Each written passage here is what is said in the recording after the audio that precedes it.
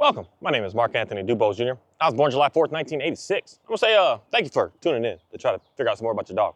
Something I want to talk about today that I think that we all should just hear at least once in our lives to just get a new perspective. Main thing is I just want people to start thinking some more instead of just being in what we call as today, we got reactive dogs, but in reality, what's gonna make a reactive dog? A reactive human that is just quick to let me just try this just because. Before like processing and thinking things through. It's something that I think that we all should really think a little bit more about what we're looking for and expecting from our dogs. Just think about what I'm about to say. You want to do something with your dog, and you think that because you want to do that with your dog, that your dog should also want to do that with you.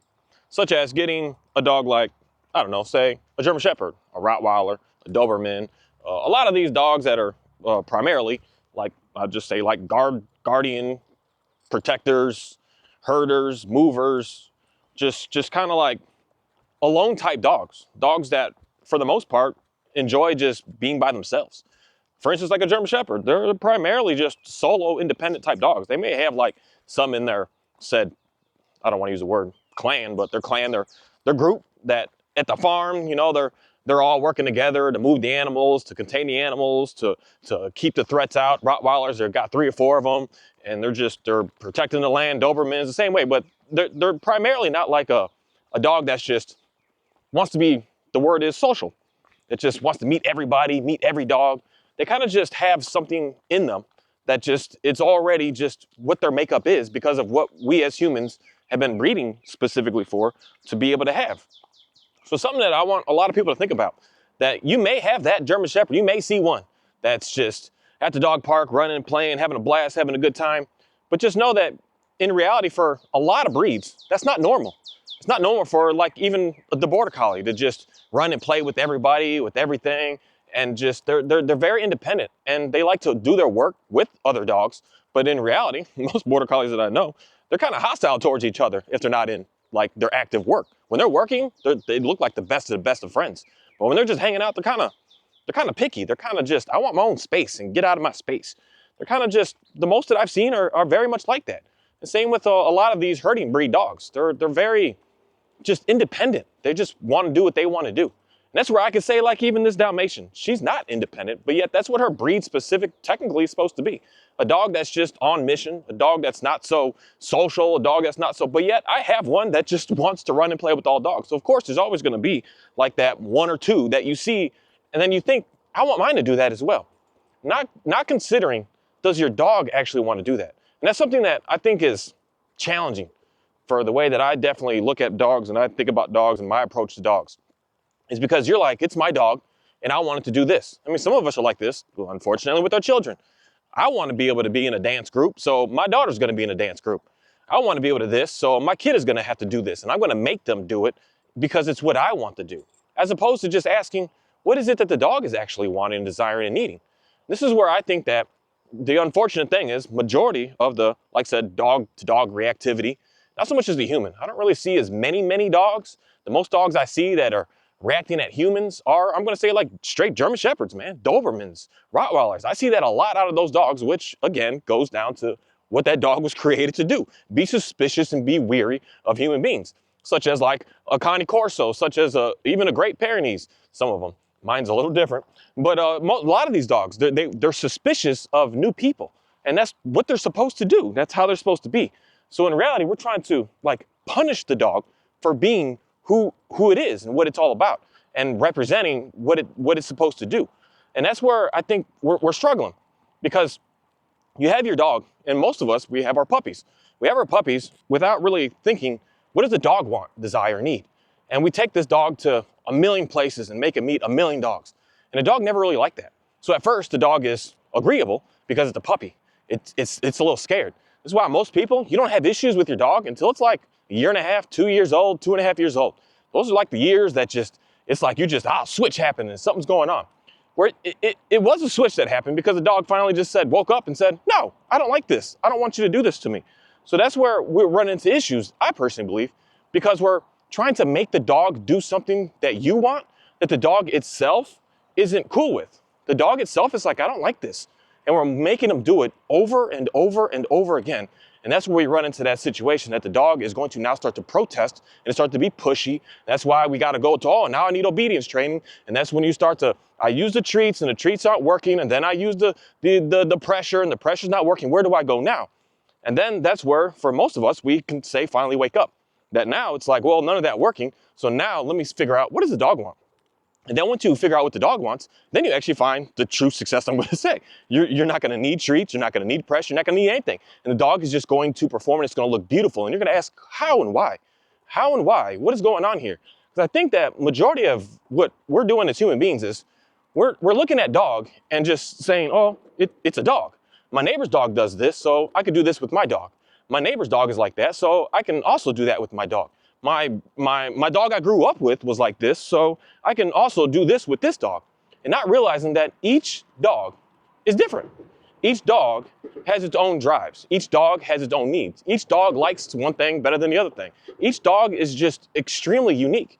And each breed to each of those dogs, they have general things that they're all about. But even within that breed, they're all very, very different. And that's where you need to really take a good hard look at what it is that your dog is at the end desiring. And once you're able to fulfill that, you are going to have the most absolute premium dog on the planet, because your dog is going to be in tune with doing what it is that it wants to do. So like I can say with my German Shepherd, he's on slow motion right now. He looks like we just walked for 15 miles, but we've only in this for about I think we just passed a mile, but I let him do some tracking. I let him do some tracking on the trail, let him go off the path, let him go chase some deer, and that gets this boy exhausted.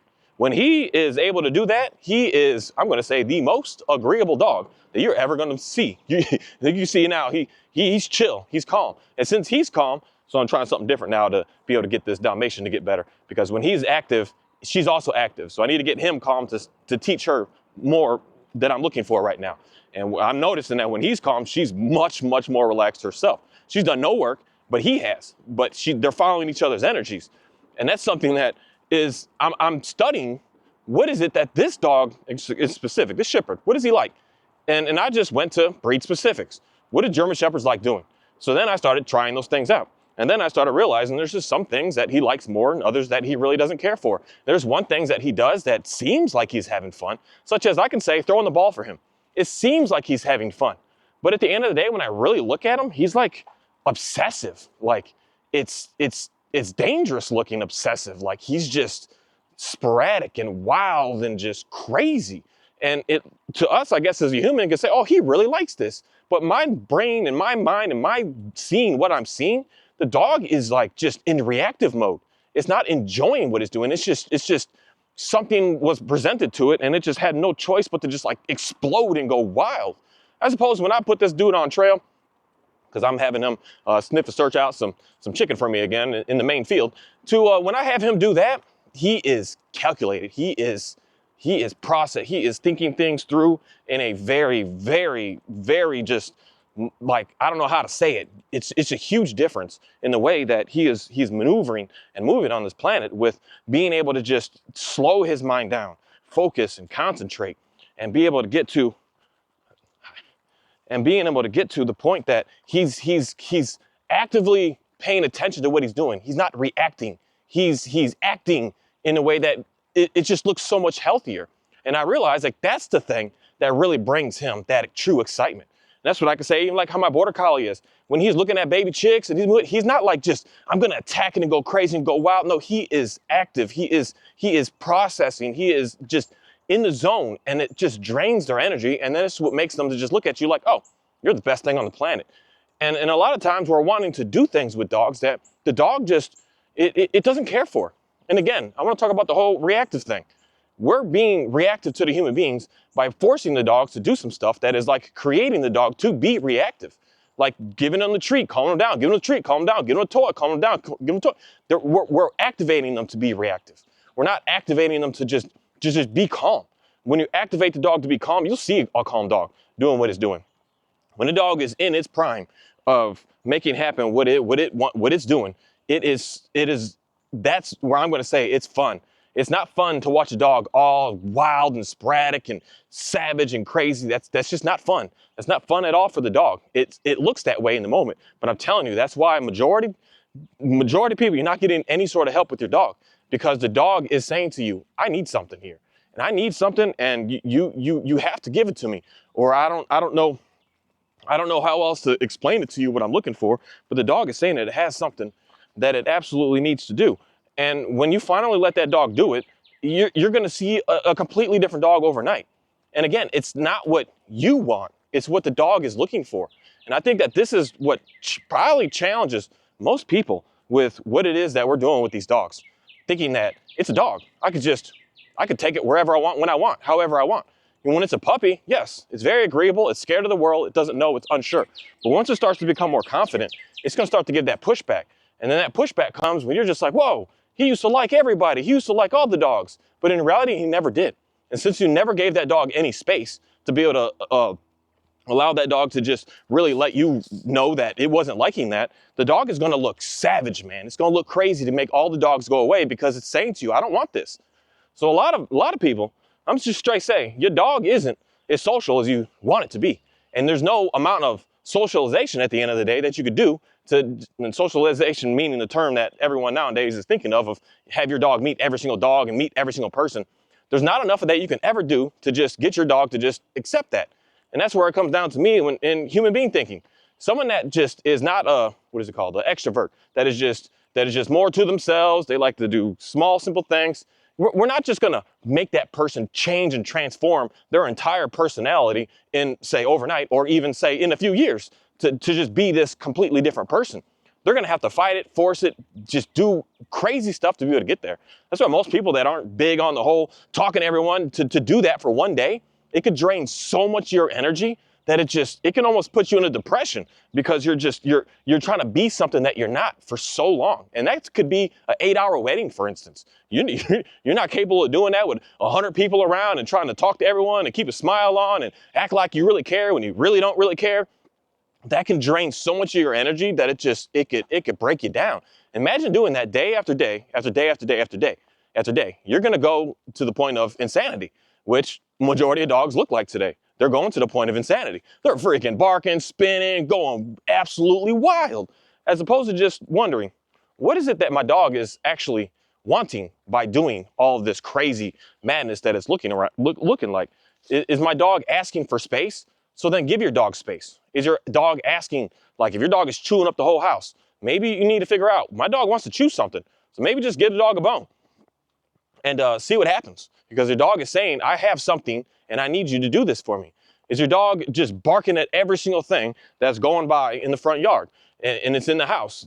What is it? Your dog is saying, I have something that I need to do and I need you to be able to do this for me. And you haven't been doing this for me, so that's why I'm going to continue to keep doing this. And that's where, when you say the words like, no, stop, all done, finished, none of that matters to the dog. Because the dog is like, dude, you ain't listening to me. I'm for sure not gonna listen to you. Even though the dogs, just in my opinion, they pre-programmed to know when we say no. They mean no is no. They know what no is. But since we're not listening to them, they don't care to listen to us. And that's where a simple thing of how I'll end up being able to get a very, very everything good out here with her understanding, like she's still gonna chase the squirrel, she's still gonna get engaged, she's still gonna like it, still gonna enjoy it, but I'll be able to look at her and say, and she's just gonna back out. She's just gonna, okay, well, not now, not here, without any hostility, because I'm going to be giving her what it is that she wants to do. And this is a really cool dog because she just likes to walk and pull, man. She doesn't really pull too hard, but she just likes to do what she's doing right now. Just walk and just stay steady at this and stay focused at this and just keep on going. So I'm going to be able to give her this every single day, 3 to 4 hours. So hopefully here soon enough, even in 8-hour session days, because I got to get her a treadmill to keep her going even more when she gets a little older. And she's just going to keep doing that. So she's just going to day after day, after week, after month, just calm down and just be able to listen to my word, because she's like, oh, you understand what it is that I'm looking for. You understand what I want. You understand that I have this desire and you are fulfilling that desire.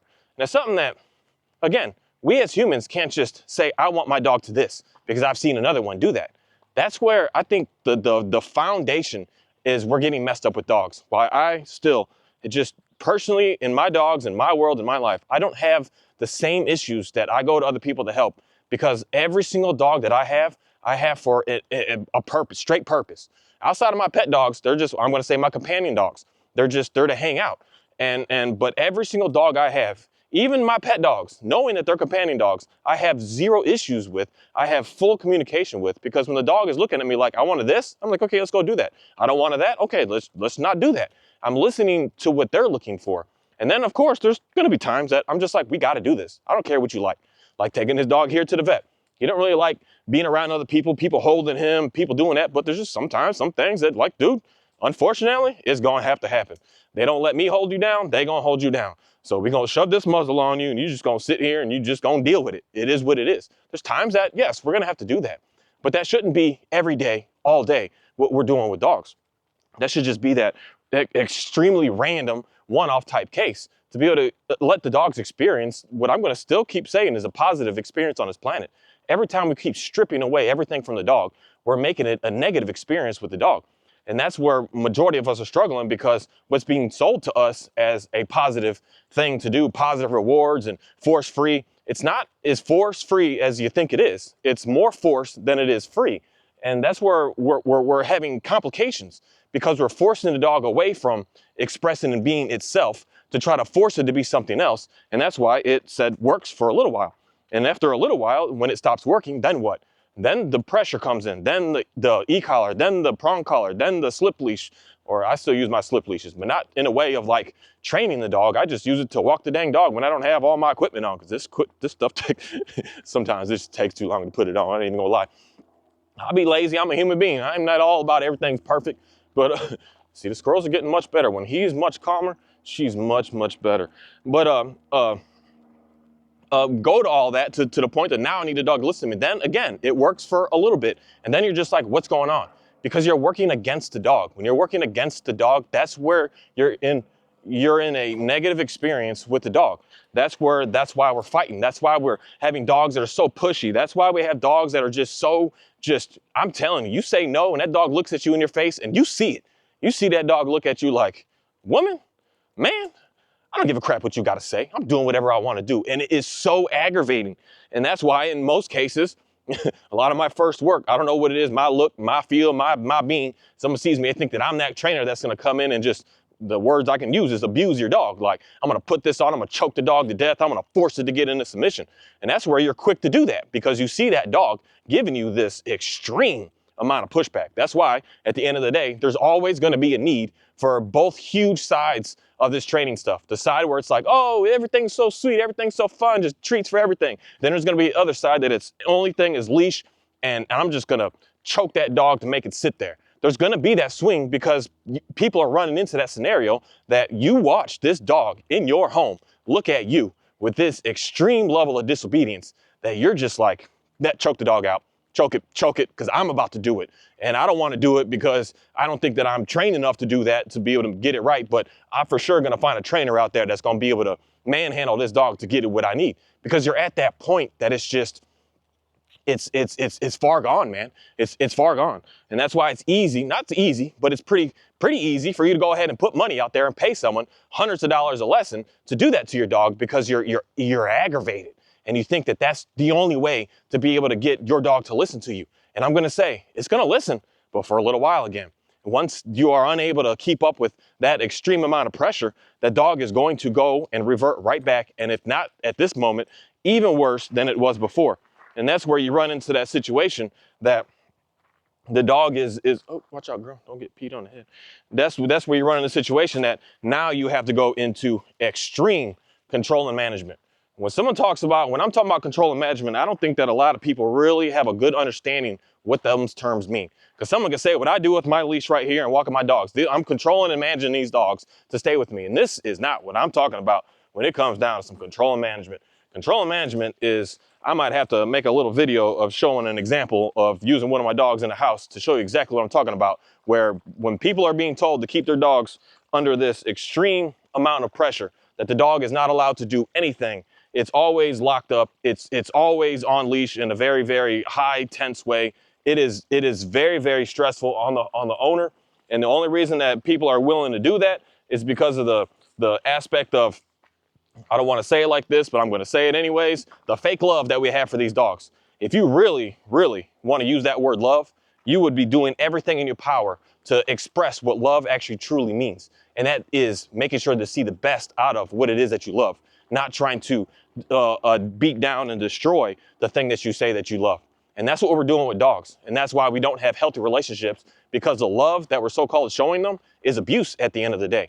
It is dictating, it is manipulating, it is just force, it is all of that. And again, there's no such thing as force-free training.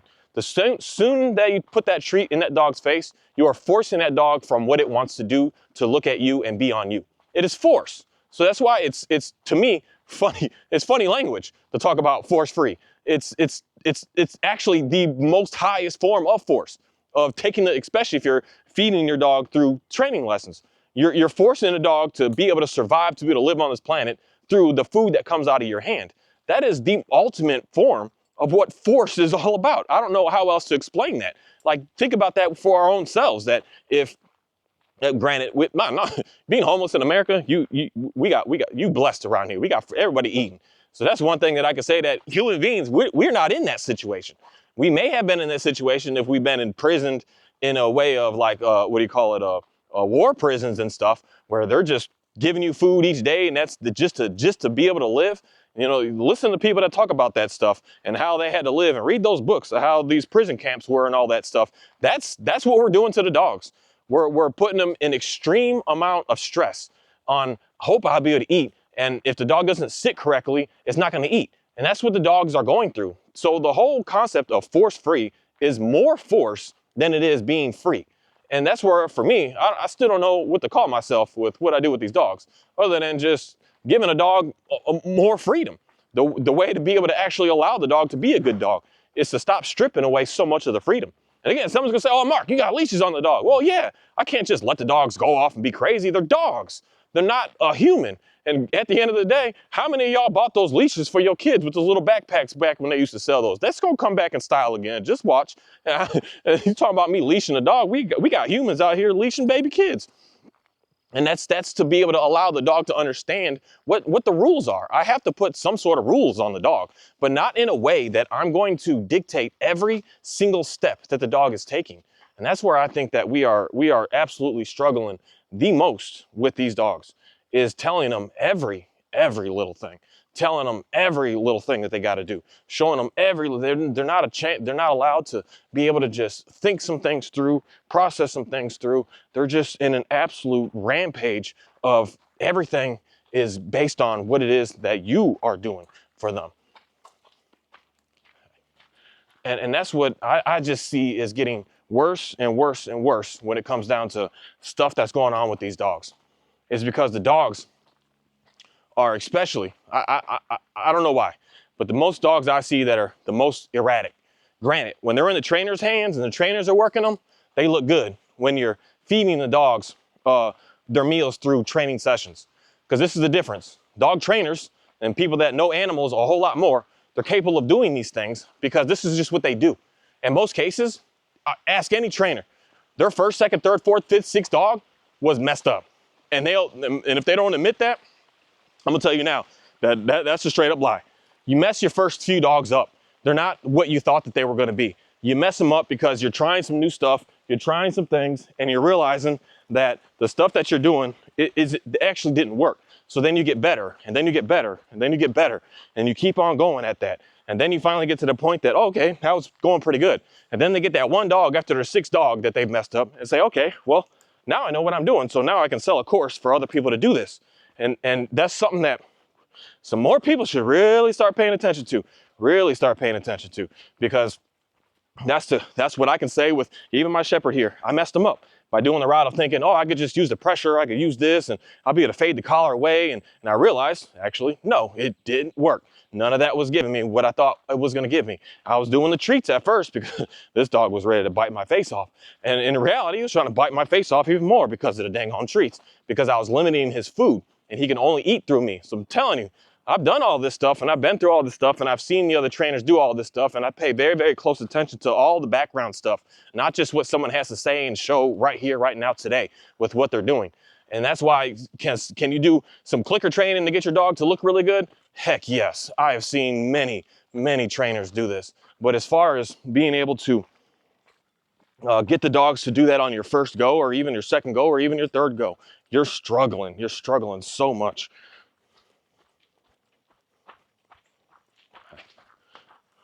You're struggling so much to the point that the dogs end up in a very, very worse off case. And then what happens with that dog in the end? Oh, we'll just put the dog down and go ahead and get another one. And or we'll just leave it in the background and do nothing with it and just act like that wasn't there. And it's a process that you have to be able to work upon to be able to get good. And that's not what the average anyone or even the 99% of people are capable of doing. You don't want to mess your first dog up, which unfortunately, most people today, I don't care if it's your first, second, but the main thing is if you're trying said new techniques that new dog training stuff is saying to do, and you're seeing that you're not getting success, at the end of the day, you're messing your dog up. When you never did that before, you never had issues like that before. You were having pretty solid, pretty good, pretty nice dogs until you started doing all this stuff. And then you're basically getting the skills on this dog to be able to make sure the next one's gonna be better. And then you get another dog and then you're gonna do it again. Get the skills to be able to get the next one to be better. And then when you finally become really, really good at all that, then you're like, okay, well, now I can just try to help others with this. And that's a false way of helping because it took you 3 or 4 dogs to be able to actually get the skills that you needed. So you should already expect that everyone else should need 3 or 4 dogs before they're able to get the help that they need. And that's just not realistic. What is realistic is taking a step back and just going back to what I'm going to say is the ways that, I don't know how to say it else, but the way we used to be with dogs is just being with them, hanging with them, taking them places and relaxing. I love just watching all the people's videos and going all the different places and seeing all the nice dogs. Every dog that I see that is just hanging out to the point where this is how my shepherd is that I really like, and this Dalmatian will eventually get there. I just don't spend enough time with her in the day. In reality, that I need to spend more and take her more places to fast track some stuff. But still, fast track for me is months, not days, not hours. But when I see these dogs that are just nice looking dogs, they got no fancy collars, no fancy leashes, they got no fancy treats, they got nothing on them, but just a human and a dog. And those dogs are the nicest looking dogs that are just with the person. They're hanging out with the person. And that's, at the end of the day, what majority of people should focus most of your time on. Now, if you want to be a dog trainer and you want to have your dog being looking nice and figure out something, then you're more than likely going to mess up your first 2 or 3 or 4 dogs. It just is what it is, doing all these new methods, because this stuff isn't just so simple as everyone tries to make it seem to be. It's not as easy as what everyone says it is. And that's where the confusion is starting to really kick in. Because these guys make it sound like it's so, oh, it's just this, and this is all you got to do, and this is the negative punishment, the positive punishment, and the negative reward, and they make it sound so simple. But yet, when you're listening to it, it's very, very complex. And that's where you're running into a situation that things are not really working because they try to make it sound easy, but it's not. Giving a dog a treat is not, straight up, man, it is not as easy as you think it is, because you have to understand the psychology of the dog, understanding the drives of the dog, understanding the needs of the dog, and understanding a whole lot more of the dog than just give a dog a treat. Because you could be working backwards, which majority of people are, with giving a dog a treat. So it's not so force-free as what everyone is trying to push out to the world and claim that it is. It's not that simple. It's not that easy. And with it not being that easy, some people want to dig deep and learn more about it, but that's not something that should just be sold to every single person that just wants a dog. They just want to hang out with the dog. They just want to be able to chill with the dog. They just want to have a dog, man. You don't want to be in this competition obedience stuff. You don't want to be in these sport things. You just want a dog, man. And if you just want a dog, just hang out with the dog. I'm telling you, that is what I'm going to say at the end of the day is not so much as force-free, but less force. Because just having a dog on a leash is, at the end of the day, force. You're forcing a dog with you. But at the end of the day, again, that's what's natural to dogs. The dog to be close to us, the dog to be near us. And I have to guide the dog to let the dog know, I'm going to be taking care of you from now on. And that's why the leash is there, to be able to help us be able to do that for him. And that's the natural process of how dog became close to human. We just have the dogs close to us. We have the dogs around us. We feed the dogs. We hang out with the dogs. We pet the dogs. We play with the dogs. We just hang out with the dogs. And the dogs are just like, okay, well, I'll be with you. And that's why most people are having a lot of problems because, again, you have a dog that doesn't want to do what you want to do. And you're forcing it to do what you want it to do. And you're just completely butting heads. You're butting heads to the point that that's where the disobedience is coming. And that's where I don't care how much obedience training you do on your dog. you're still on edge. You got that e-collar remote. I see all y'all out there. You got the remote in your hand all the time. You got it around your neck, just like knowing your dog's gonna mess up in a half a second. That's just, that is so horrible. You're living such a reactive way of life as a human being, knowing that something's going to happen, so I'm on edge to be able to correct that before it even happens. That is a toxic way of living. And if that's what you're in right now, I'm telling you, the way to get out of that is to actually do what it is that your dog is wanting to do, not what it is that you want to do. And again, it doesn't always stay that way. You started off with you doing what you're doing, you giving them what they need, and then you can start taking some back for them to do a little bit of what you're wanting them to do. But don't start it the other way. Allow the dogs to be able to get into the situation that they understand that you know what it wants and you are able to give the dog what it needs. Thank you.